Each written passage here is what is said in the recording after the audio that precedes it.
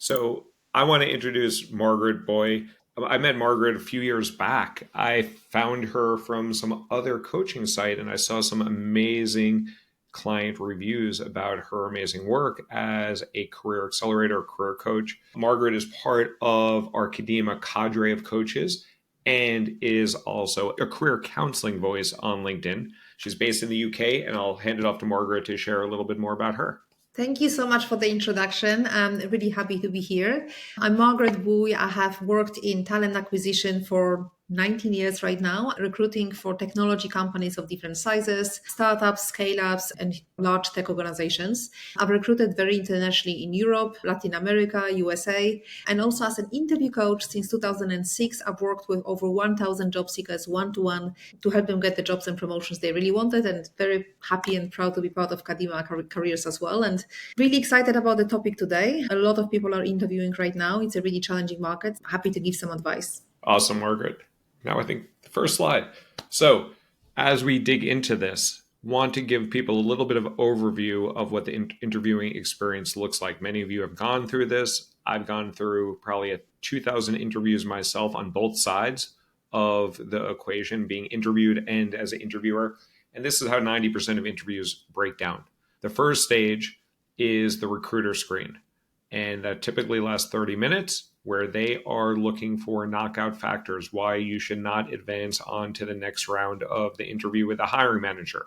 The hiring manager is looking for two specific items. One, can you do the job that they just opened the role? And secondly, can I manage you because I'm going to be your boss? That's what the hiring manager cares about. These interviews are often an hour. They could be less, but 45 minutes, an hour. Then the hiring manager makes a decision. Am I going to invest the time of 3 to 4 other of my colleagues to interview you as part of the loops? And with those loops, that's where we're going to be digging into most here. Margaret and I are going to be talking more about that stage. The loops are where those behavioral-based interview questions come out. Tell me about a time when you had to work with a difficult stakeholder. And those loops are usually 4 rounds with a hiring manager, with a cross-functional stakeholder, maybe someone on the team, maybe someone above the team. And that is generally how the interview process works. So hopefully that's not a surprise to anyone. If that is surprising, ask your questions. If you hear different, if you are experiencing different things, let us know. Sometimes there's presentations in there. Sometimes there are sales pitches you need to do. But this is the core of 90% of interviewing. Margaret, off to you. Great. So next slide. Margaret, would you say everything that Alan said is accurate? Is there anything that you wanted to add before we jump? No, absolutely. I think some of the interviews will have another stage. Like it's not always going to be a recruiting screen, hiring manager. And then a lot of companies will have the on-sites like in one day. Sometimes that's split over different stages. Like you might have a technical task or a presentation or a technical interview, but roughly that's absolutely relevant. And that's how most companies will operate. And the on-sites, you would say, are analogous to like the loops. Some companies call it a loop, some call it on-sites, some guys call it the full interview slate. Absolutely, panel. Yeah, absolutely. Obviously, these days they often happen on Zoom, right? But yeah, absolutely. That's typically the structure. Great. Okay, so let's talk about some of the common interviewing mistakes. So the first one, preparation. Researching company is a must and almost all candidates do it to some degree. I know this is an obvious one, but the interview is not a test to see if you can read the company's website. So ideally, you want to identify opportunities and demonstrate how you can add value to the company if they hire you. So you want to take the information that you gain through your research and you want to prepare some insightful questions and observations that can serve as a discussion point during the interview. And there are several ways you can do that. The first one, of course, you want to check the website for information, but not just the usual places. So don't just look at the company's history and mission statement. You want to look at every page of the website and just try to deduce where the company is headed and how you can contribute to their mission. Have a look at their products and services, get a handle on how they present themselves to the marketplace. What image do they put forth? You also might want to look at the management's career histories and see what professional and educational credentials are valued by the firm. Are their executives homegrown and have been with the company for a while, or do they tend to get recruited from competitors? You also might want to look at the job openings. So what kind of positions are being filled? Does it tell you anything about the company or give you information about its direction?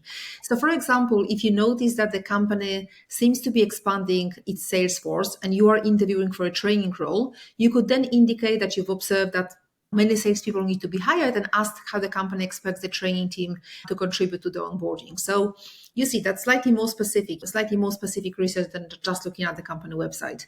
You definitely want to look at any articles written by third parties just to see how it supports or contradicts the information written by the company. Research the company on major websites like Forbes and Fortune and Huffington Post. Have a look at Glassdoor just to see what's said about the company by its employees.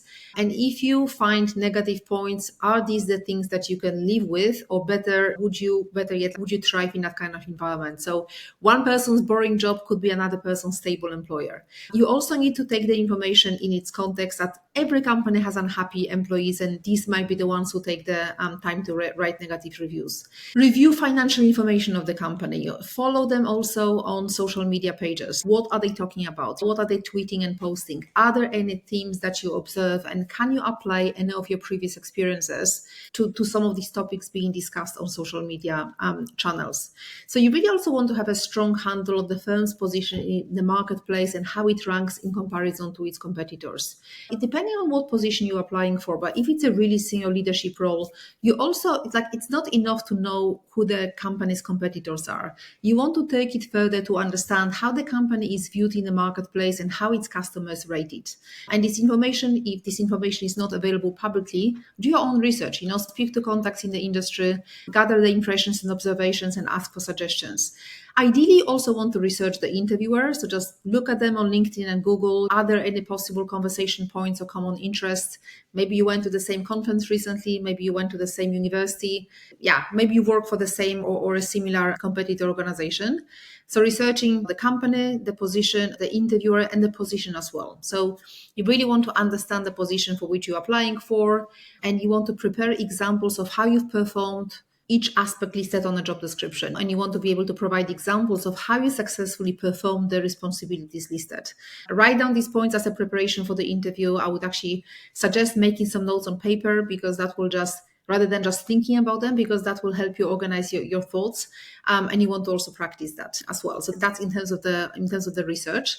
The next example would be about just the confidence. You want to showcase your achievements and abilities with confidence, and you never want to downplay your skills and apologize for lack of experience. When I say showcase your achievements with confidence, you just really need to own your accomplishment and present them in a possible light. You want to speak about your skills and experiences with conviction and clarity and enthusiasm, because that helps to build credibility and trust in your candidacy. Whereas if you downplay your skills, if you apologize for lack of experience, that can be really detrimental to your interview performance. It's absolutely fine to feel a bit insecure about certain aspect of your qualifications, or if you have some gaps, but if you apologize, minimize your achievements, that just sends a signal of self-doubt to the interviewer, just undermining your credibility. I actually remember one example from my recruitment career quite early on in my career. My boss, I did this peer interview for a woman who was interviewing for a role in our team. It was like a researcher position. And so my boss asked me to interview her, and she said, she's absolutely great. And then I talked to her and I'm like, you know what? She doesn't seem very confident. I was like, I don't think she seems confident in her ability to do the role. I gave that feedback to my boss. He said, no, I'm going to hire her. What happened? Day 2, she went for lunch and she never came back. It's so bizarre. That's never obviously happened before, but you definitely want to recognize and acknowledge your strengths and accomplishments regardless of any perceived shortcomings. So basically, don't focus on what you lack. You want to focus on what you bring to the role in your organization. And the third mistake here is just the poor body language. You want to sit up straight. You want to maintain eye contact. You want to use some gestures to emphasize key points. And what you don't want to do, you don't want to slouch. You don't want to avoid eye contact. You don't want to fidget nervously throughout the interview. So I've seen situations when a lot of interviews these days happen on Zoom, and people, instead of looking straight at the camera, and know it's fine to look at your notes, it's fine to look at the screen because you're looking at the interviewer, but a lot of people never keep any eye contact. They never look at the camera, they keep looking to the side, they keep looking to the ceiling. It's very hard to build rapport when you never look at the screen. And I see that all the time with my coaching clients. Yes, it's fine to look at the screen, but you really want to be looking at the camera most of the time. It's also important to smile a little bit as well. I once had this coaching client and he looked so serious, he actually looked scary. He literally looked like a serial killer. Like he looked super, he looked very scary. And again, it's important because it's that likability. You don't need to grin throughout the interview, but you want to at least smile a little bit, even at the beginning of the interview. Even when you say, thank you so much for having me here. So smile a little bit at the beginning and at the end. And yeah, you don't want to fidget too much because that's distracting. I think some people are more animated than others. But again, I've seen situations when someone is just like moving their hands all the time. And it's actually extremely distracting if you fidget maybe too much. So yes, body language will be very important. But I think that eye contact for a Zoom interview or online interview will be very important. And handshake, if it's a face-to-face interview, again, eye contact is important, firm handshake, not like a really weak handshake. That's again doesn't create the best impression. So yeah, that will be one of some of these. We'll talk about more of them, but these will be the 3 mistakes. And I would just say it's always sounds like so much work for everything you talked about, the preparation. But if you have target companies, you do all that work on the front end. You're not necessarily doing all of this work before the first recruiter screen. Yeah, sure, do some research on the company. You would not be doing that much research before the first. That would be a waste of time, honestly. You would do that for the final interviews, for the loop stages, like when you speak to the hiring manager. But just talking about the research, you can really make yourself stand out if you actually have done a little bit more than what the average candidate is doing. So I remember once interviewing a candidate for a position that was actually at VMware, and for a role in France. And this candidate, he knew some people from the team in France, he knew the leadership in France, he actually knew about the projects the team was working on. That was super impressive, that he actually knew about the specific projects, and he worked with them on something else. So that level of research that can really make you stand out from other candidates. And a lot of people don't do that. Yeah, everyone knows what the company is doing, that even a student would know to do that. But if you go a little bit further, yeah, that can really make a huge difference. And to be honest, the biggest mistake is actually not highlighting quantifiable achievements. If I think of candidates, why they didn't get jobs, the candidates I was interviewing for jobs, if I think of most of my coaching clients, when they come to me, what do they have in common? They all from different industries, from different countries. And very often people don't talk enough about the impact of their work. They're very good about talking about the responsibilities, what they've done, but not enough about what they deliver, not enough about what impact they've had on previous roles. So you never want to focus solely just on responsibilities without highlighting accomplishments or outcomes. And when candidates fail to highlight those quantifiable achievements, they really miss out on the opportunity to demonstrate their impact in previous positions. And if you just talk about the responsibilities, if you just repeat what they've seen on your resume, that provides very little insight into your effectiveness or performance. I think we have a couple of examples on the next slide. So as an example, don't just say, I was responsible for managing the development and launch of new products, conducting market research, and collaborating with cross-functional teams. Again, there's nothing wrong with that. I don't know how good you are if you just mention that. Whereas if you look, okay, I don't know how good you are based on that, right? And a lot of people have that on the resume. Whereas if you mention something, I led the successful launch of 3 new products, resulting in a 20% increase in market share within the first year. And they also implemented this customer feedback system that led to a 30% reduction. So have some metrics that's so much more impressive, and yeah, it's so much more memorable, and that will definitely make you stand out from other candidates. I think we have some other examples. As a finance director, don't just say that you did budgeting, financial reporting, and forecasting. Of course you did at that level. Anyone would have done it at this level. But if you mention a cost-saving initiative that resulted in a 15% reduction in expenses, and that led to annual savings of $500,000, which one is more impressive? I think I think the answer is obvious. And I think, do we have one more? Maybe that's, yeah. So that's, yeah. Another one would be to understand the culture of the company. So it's always a good idea to do a little bit of research on, what is the company? What kind of people seem to succeed in that specific organization? Like you don't want to ignore or downplay the importance of the cultural fit. And if you ignore that in your response, that can actually signal a lack of awareness or compatibility with the organization's culture. And it can also suggest that you haven't researched the company or considered how you would fit into its environment. You want to demonstrate that you've done some research. You want to articulate how you would contribute positively to that company culture. That will really set you apart as a candidate who aligns with the organization's cultures and values. So these may involve highlighting experiences or values that resonate with the company culture. And do we actually have an example of that? Okay, we actually don't have an example of that. In any case, you just want to mention something specific. What did you see, for example, like when you look at the company's pages on LinkedIn, when you look at their Instagram, when you look at their Facebook account, what is it that they mention? What if they post some videos like day in a life of, like, you want to refer to something that you really understand that, and you want to show how your values resonate. And again, hiring managers really like that. Like in many companies I've worked for, we do a values interviews and we ask for candidates to provide examples of how they've demonstrated those values. So again, if you have 2-3 strong candidates on the final interview stage, but you are the one who has really like understands the company, you really identify with the values, that can mean that you get in the job instead of another candidate. And also, in terms of talking about past employers, it's also very important that you speak positively about past experiences and that you focus on lessons learned in your previous position, because that demonstrates profession, like you being mature and professional. You never want to really criticize and speak negatively about previous employers, because that can really be a red flag for a potential employer. So I remember actually one candidate for a management position. He was clearly very frustrated with his previous company. And I can understand, like obviously he was looking for a job because there was certain aspects of the company that he didn't like, but he just like really ripped into them. He basically called them all idiots. All the decisions were wrong. And like, imagine him going to the hiring manager, and I'm not sure if he even said his boss was an idiot, but that was the essence, you know? And it wasn't just one thing. If he said something, I didn't like the way this process was run, that would have been different. But it was just very negative about specific people. And basically the message from this interview was, all the decisions are wrong. The management is stupid. I can't work in that environment. So you never want to do that, because it can just indicate that inability to handle workplace conflicts. You don't want to dwell on negative experiences. That can be really off-putting to employers. So it's fine to acknowledge some challenges in a constructive manner. That's absolutely fine. If everything was perfect, you wouldn't be looking for a new job, but you never want to resort to criticism or being like super negative. Alan, what about you? You've been a hiring manager, right? You've interviewed loads of people. Yeah. Have you seen someone who's super negative about previous employers? I've done it, and it did not pay off well. When I got fired from Google, one of the first interviews I did after I was interviewing with Amazon, and I went into explicit details of how I got fired from Google.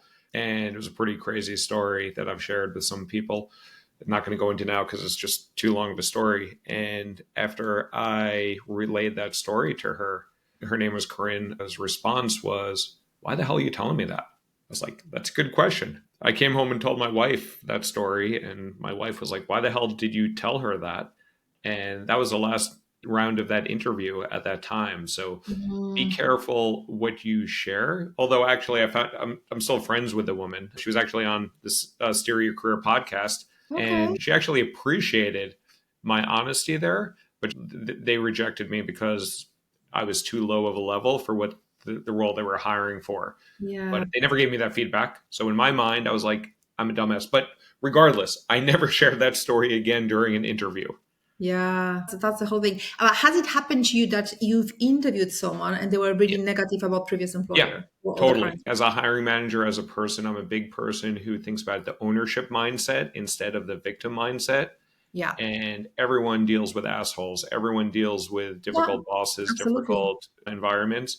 And it's okay if you say that I was dealing with a difficult boss or something like that. But if you just go off why that person was the bane of your existence and how they made your life so horrible and how they prevented you from doing X, that just leads to a victim mindset. And then I ask in my head, what did you do about that? How did you control that? Even though it's hard to do sometimes, but it's just that whole perspective. So that's a quick yellow flag, if not a red flag.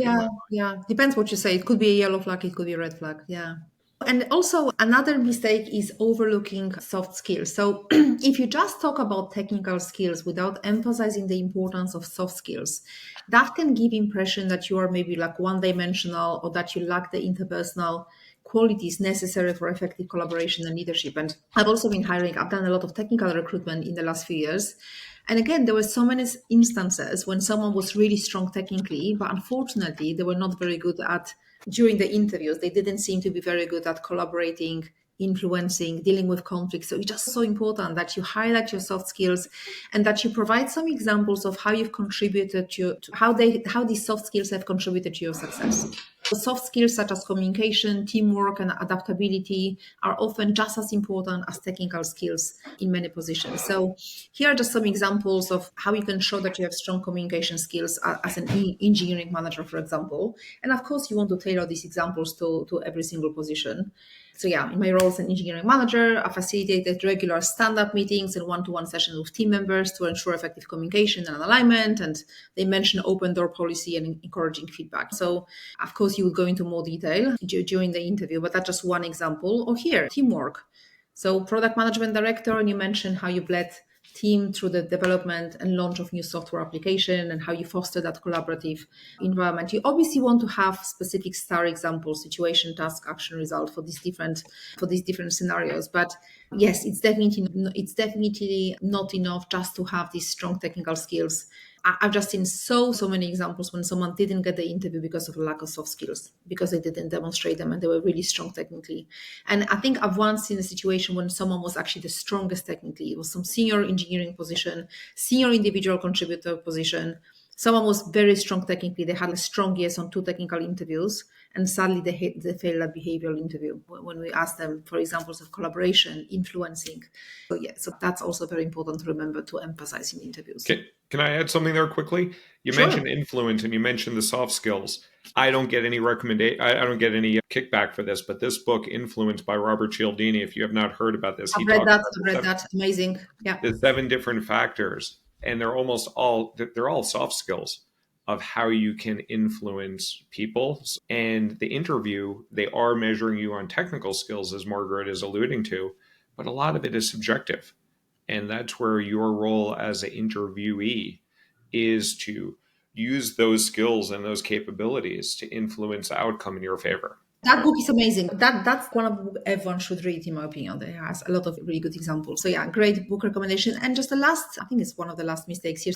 Being concise and tailoring your responses. You never want to ramble and just go off on tangents during the interview questions, because that can really detract from the message and it can make it difficult for the interviewer to follow your train of thought. Just to give you one example, a few years ago, mind you, it was almost 10 years ago, we had a woman on interview with very impressive resume for a head of HR position. She spent 50 minutes answering 2 questions. We could not get the word in. We really tried to interrupt very hard. It was almost impossible. She actually had amazing experience, amazing achievements, but the CEO would have hated her. Like, you can't, just literally no awareness that we were even trying to get the word in. So you can't spend 50 minutes answering 2 questions, right? So you definitely want to provide clear and concise responses that directly address the question and respect the interviewer time. And that's why you want to practice that as well. Your example shouldn't be longer than 2, 3, maybe 4 minutes if it's really complex, but none of your examples should be 10 minutes. So you never want to ramble and go off on a tangent. And also not tailoring your responses. If you use some generic responses that could apply to any job or any company, that can just come across as lazy, that can come across as insincere. It actually suggests that you haven't taken the time to personalize your responses or consider the unique aspects of the role of the organization. Whereas when you do tailor your responses to a specific company, that demonstrates how you are uniquely qualified for the position. It just really shows that you've done your homework and that you understand the specific requirements of the position. We have a couple of examples, I think, on the next slide. So as an example, if you ask, why are you interested in our company? Don't just say, and by the way, a lot of people say something like this example you can see here. I'm interested in your company because it's a well-known brand in the industry and I'm looking for a new challenging opportunity. I can't tell you how many people will say something as generic as that. Whereas, next slide, please. I'm not going to read that, but when you look at this example, it's so much more specific. It shows that the candidate has done the research, they understand what the company is interested in, they understand how they can contribute. What was the specifically? They also mentioned something specific about the role. So they mentioned emphasis on data analysis, and that's a strength of that. They mentioned what potential they see. So that's much more impressive answer than just saying that the role seems like a really good fit for my experience and you're a really good brand. And that's what a lot of people will say that. And it doesn't take that long to prepare an answer like that. You don't need to spend hours doing that to prepare an answer. So you really want to tailor your responses to a specific company because that's what will make it stand out. Cool. So thank you, Margaret. And we talked a lot about how to answer questions, and we talked about the influence of rapport building. As you think about every round of interview, whether it's a recruiter or the hiring manager or the loops, essentially there are 4 phases within that. It's the rapport building, and those are where the soft skills are really critically important to come out. The tell me about yourself, being very tight, 3 minutes or less. Questions for you. And Margaret talked a lot about this, about how to respond to those with impact and relevance. And then questions from you. And this is what I'm going to cover off here. At the end of almost every interview, the interviewer will flip it back to you and say, thank you, Salvatore. Those are all the questions I have for you. What questions do you have for me? And you better come prepared with questions to ask. We'll go to the next slide. So questions from you. Again, to Margaret's point about the importance of doing the research, I always recommend that people come prepared with 3 questions for each interview. Write them down before you have that interview. You do not need to use those 3 questions, but that's one less thing that you need to worry about going into that interview. And a few of those questions should be a lot what Margaret talked about as you're researching the company, as you're researching the individual, as you understand tailoring it to them, the company, or that individual of what could be relevant to them. Always focus on that. And other couple of questions that are my go-to questions that we generally advise our clients at Kadima Careers to think about is ask this question. Based on what you've seen from other candidates, what do you see as being my strengths and what concerns could I potentially address about my candidacy? So we should clear that up before people use the wrong typo here. But the intent of this question is to get an assessment of compared to other candidates. So you get a little insight of who you're up against. Where does this person see as your strength? Because then you can weigh into that in future areas. And if they identify any potential concerns, how you can address that. You won't always get an answer, but you often will. And that gives you good information that can help you improve not just that interview, but other interviews in that set for that role. The other question is at the end of every round of interview, whether it's a recruiter, the hiring manager, or the full loops, ask what are the next steps in timing. This gives you a little bit of agency and control so that you can follow up on the process rather than just leaving the interview and having no effing idea what's coming next. I would always ask, what would you expect me to achieve in the first 6 months or 12 months? Yeah. It's really good about expectations. It's good to ask about the team. If that hasn't been explained to you, if you're going to manage a team, you might want to ask more about the team, like the strengths and weaknesses. If it's like, you can just find out more about the priorities, about the challenges, about the team that you'll be working with as well. Yeah, that's another good one too. And come up with 3 questions. Yeah. And again, tailor them, but have those written down for each person you're interviewing with. One point I wanted to mention, it might be that you have prepared some questions and you feel that most of your questions have been answered because you've already met a few people. But honestly, have even just one question for each interviewer. I remember one situation when the hiring manager interviewed a very strong candidate on paper. She didn't ask any, and anyway, she didn't ask any questions. And he was like really annoyed about that. He didn't want to consider her. Yeah, she might know about the role. She might know about the team. What does she know about my expectations as a manager? She's not asked any questions, not even one. And that was the reason she was rejected. And we'll fast forward through this because we have a lot of questions and we're a little bit over time. But follow up after an interview, send a thank you. And I generally recommend just doing it in LinkedIn. Just a quick connection request after and say, hey, Margaret, it was great chatting with you about this opportunity at Amazon. Regardless of how the situation turns out, I'd love to connect with you here on LinkedIn and stay in contact. And that's all you need to do. Just a little nudge. It shows that you care. You're also building that connection. And by the way, those connections can come in handy down the road. So I got rejected from a role at Datadog in, I think it was like 2021. Oh, no, it wasn't Datadog. It was UKG.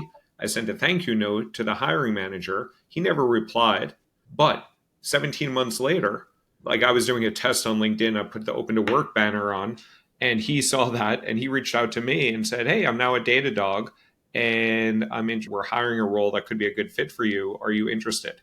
So the fact that I sent that thank you note in connection, this guy, Kyle, his name was, reached out and followed up with me. So send those thank you notes for so many reasons. It's just the right thing to do.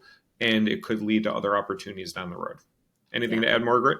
No, I think that's always a good idea to send a thank you note to the interviewer. Also, if there's something that, let's say you forgot to mention something that's actually quite important, that could be a good message to reinforce that point. So you can say, thank you very much for your time. Really enjoyed the conversation about XYZ role. Just to let you know, we discussed, I forgot to mention, or I didn't emphasize and mention the point that you forgot to mention, or some specific experience you have. So that actually could be a good point to just clear up any kind of just anything that you haven't mentioned during the interview. And thank you all for your patience with my slides. It's a problem with having 4 windows open on one screen.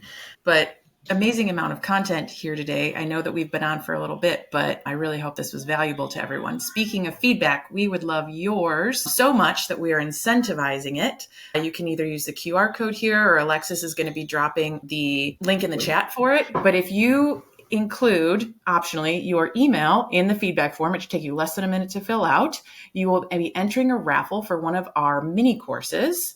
Our LinkedIn course, Margaret delivers, and it is over 100 minutes of it, just a ton of education about how to optimize your LinkedIn profile.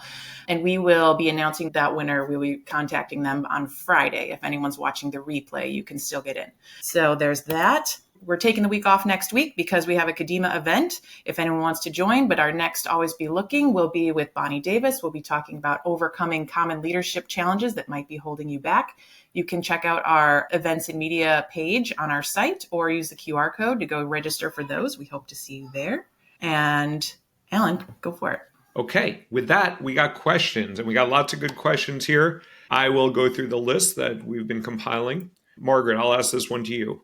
Sure. Is it good to ask some questions to challenge a company? So you mentioned earlier, if you research them on Glassdoor and you find some negative information, at what stage, if at all, do you ever inquire and press in on some of these more provocative questions? Yeah, it's a very good question. I actually think it's a good idea to address them even quite early on. It depends on what it is exactly. Just to give you one example, many years ago, I interviewed for a position. It was a contract role, and I got contacted about the role. I've done some research on Glassdoor. So there were some positive reviews, but there were quite a lot of negative reviews about the change of leadership, and there was just a lot of stuff connected with the change of leadership.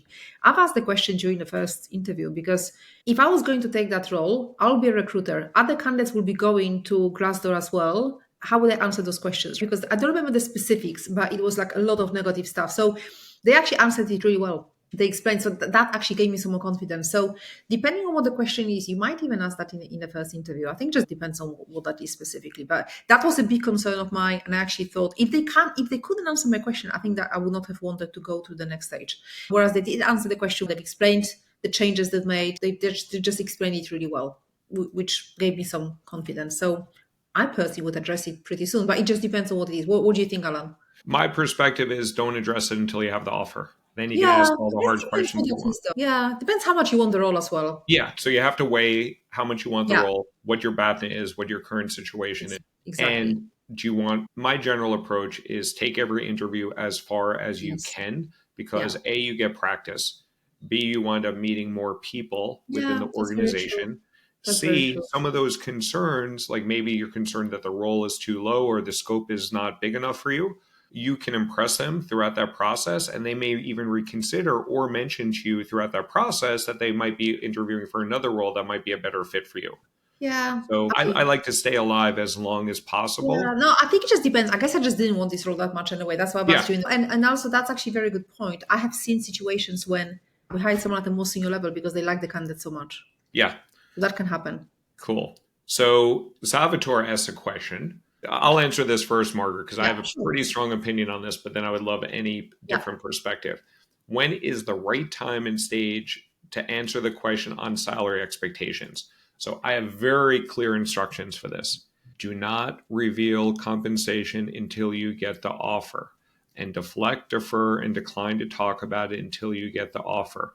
You are working with an asymmetry of information. The company has a hell of a lot more information, and anything that you say may and will be used against you. So there's 3 exceptions to that. 1, if you know you're overpaid. Like when I was at Google and getting interviewed at places, sometimes I would mention my number very early on, not to waste anybody's time because I wasn't really looking that hard. 2, if you have so many damn interviews, you don't want to take on other interviews and you want to just make sure it's worth your time. And 3, if they give you homework to do, a sales presentation, some data analytics, make sure that you actually want to take this role before you kill a weekend. That's my answer. Margaret, Yeah, any so a little bit different. On one hand, yes, if you can defer, absolutely. And I think also depends on the type of a company you're interviewing with. If you're interviewing, say, with Google, I'm sure they can pay you whatever you want, right? But I've also been in a couple of situations when I've interviewed, spent a few hours interviewing just to find out the company is paying less than what I was looking for. And I spoke to my colleague who's a recruiter at Meta in Europe. And that was after actually we had a discussion a little while ago. I was curious. I'm like, what would you do if a candidate doesn't want to give you expectations? Are you just going to pass? And she said, no, we can't take them through unless they give expectations. So just in case, you don't need to share your current salary, but you might want to prepare a range that you are looking at. And you can always say something like, the other roles I'm interviewing for pay in the range of, and mention a specific range. Don't ever mention a specific number, just mention the range, quite a wide range as well. That will be higher than what you're ideally looking to get. So if you can't defer, if the recruiter or whoever is really pushing and they're like, we can't take you through unless you reveal your expectations, and Alan, it does happen, like that happens at Meta clearly as well, then I would say don't mention your current salary, just mention the range. Yeah. Because it's very hard to know exactly what you're looking for unless you know how the compensation is structured. It is, Yeah. although I still always tell people, Yeah, don't ideally. say, hey, I'm really excited to work here at Meta. Not going to get in the way. Yeah, Or, I think that will be fine for Meta for sure, for Yeah. most examples. But if you're really forced, ideally do what Alan says. But if you're really forced, don't mention a number, I would say. Just mention the range. Yeah. Next question that was submitted here, I forget who submitted it, but this one is about job fairs. What if you meet an employer at a job fair, researching and understanding the culture of the company? I have a pretty strong opinion on this one too. And Margaret, I don't know how many career fairs you've either attended or recruited at, but they are mobs of a small number of employers and a lot of candidates that want to talk to those employers. So it's a mob scene. I would really just try to build know which companies are there, try to connect with them either before or after, and you don't need to do a lot of research on that company before you get to that table at the job fair. They're just going to shake your hand, take your resume, and move on to the next. Exactly that. 100% agree. Yeah. Cool. Hopefully we answered that question. Margaret, can you go a little bit longer? Here's a good one. Shall we ask the interviewer's email address to send them a thank you note? What's your perspective, Margaret? Well, I don't know, actually. That's a really good question. Because the interviewers do not always want to be sharing their email address with everyone. If you don't have an email address, I don't think I'll be asking that. I think you can just ask the recruiter to pass on thanks. That's what I think I would just say. I would just reach out to them directly on LinkedIn. Find the person on LinkedIn. Thank you note. And because as a hiring manager, I know that candidates have written me thank you notes and they sent it to the recruiter and it never got sent my way. I only found that after they got hired. Yeah. And it makes total sense because the recruiters are getting all these emails and that's not their main focus, to pass along thank you notes. And again, when you thank them on LinkedIn, you're also building a connection there that whether you get that job or not, you have that connection for life. Okay, this is a good one to end on. What's one of your favorite and least favorite interviewing experiences? I've interviewed a lot of people, as you have. I put one in my today's LinkedIn post, and people can read that, about a guy who gave me a 17-minute tell me about himself in a 30-minute interview. There was another situation where someone was calling in for an interview. And again, this was at Google. So this guy was fortunate enough to get an interview at Google. And we did phone screens for the hiring manager screen just for speed. We didn't do it over video. The guy was calling me outside of a Dunkin' Donuts on the side of a highway. And I only knew that because it was so damn loud. And I'm like, where are you? And he told me he was at a Dunkin' Donuts on the side of a highway. I was like, you knew this interview was coming. Could you not plan some place that's quiet and available? And he's like, I just figured I would do it here. I was like, dude. So that did not go very well for the guy. So in terms of preparation, also prepare to be and we didn't talk about that much here, about having on a video interview, about having the right sort of background and things like that. Yeah. But do not take interviews on the side of a highway at a Dunkin' Donuts stop. Yeah, I've actually had some similar. When I think of the best ones, I don't remember one specific one, but it's always great when you have someone who has great answers, is really polished, really interested in the company. I had plenty of those. But in terms of bad ones, yes, exactly that. Actually, people who take the interview from the loud car or they're just like out shopping. Come on, you could have planned that. And if you can't make the interview for whatever reason, reschedule. Things happen. I don't mind if someone needs to reschedule the interview. And once I had a situation when I actually don't think the candidate was the person who sent the resume, as in I think it was someone else taking the interview for them. They didn't manage to actually do it in the end because I'm like, anyway, so first they were like, oh, actually I can't use the camera or something. I'm like, it'd be really good if I could see you even just for a couple of minutes. One of my colleagues who's a recruiter, she was once interviewing a developer and I don't know whether she finished the interview, but the guy was like in bed, like in his like jogging whatever pants and just literally like chilling on a bed for the interview. So that's some like weird. But anyway, we are over time. I want to be mindful of that. Thank you for the 98 people that are still here. This is, I believe, close to a record turnout. Anything else, Katie, before I wrap things up totally and leave them with my last three words? Or Margaret, anything else you want to share before I leave with my last three words? I just want to say thank you. Thank you very much. It was fun being here. Thank you for inviting me. And I know we haven't answered all the questions, but anyone feel free to leave the questions under LinkedIn Live. I will go online later and I will answer them. And Katie, anything from our amazing moderator / producer here? Thank you all for being here and for all of your patience. Please come again. Awesome. And the last three words I'll leave you all with is own your career.